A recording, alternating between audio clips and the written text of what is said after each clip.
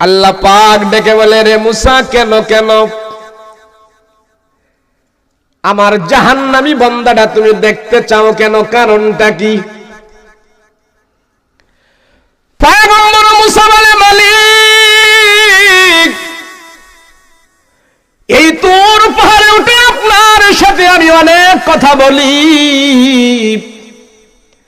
আয় আল্লাহ, আজকে আমার মনে চাইতেছে আপনি কোন বান্দাটারে অপছন্দ কইরা, কোন বান্দাটারে আপনি ঘৃণা কইরা আপনি এই বান্দার নাম আপনি জাহান্নামের মধ্যে লিখে রাখছেন, এই বান্দার সাথে আমারে আপনি পরিচয় করায় দেন। আল্লাহ ডাক দিয়া বলে, মুসা, কেন তুমি আমার অপছন্দের বান্দার সাথে সাক্ষাৎ করতে চাও কেন? কারণটা কি?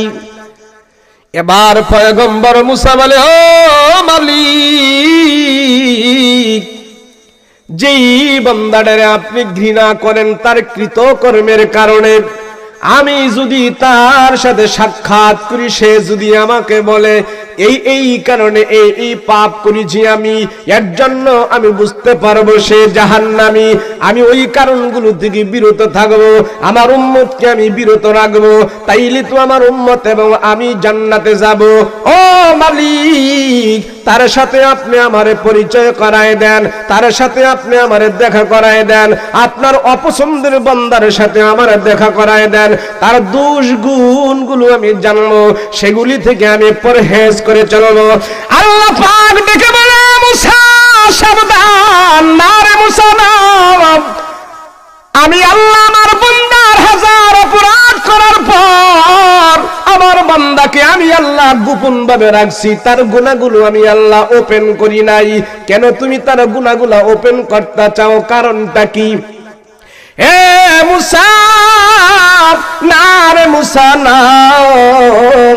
আমার বান্দার গুনাহগুলা তুমি গোপন রাখছো, আমি আল্লাহ গোপন রাখছি, তুমি এগুলি ওপেন করতে পারবা না।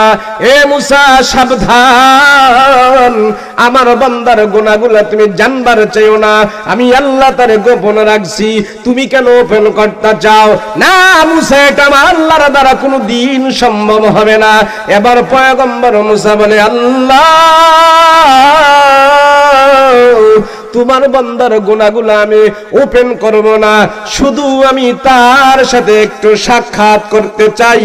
কোন বান্দাটাকে তুমি অপছন্দ করা, তার ঘৃণা করা, তার নামটা জাহান্নামে লিখে রাখছো, ওই বান্দার সাথে তুমি আমার একটু দেখা করায় দাও, তার সাথে আমার একটু সাক্ষাৎ করায় দাও।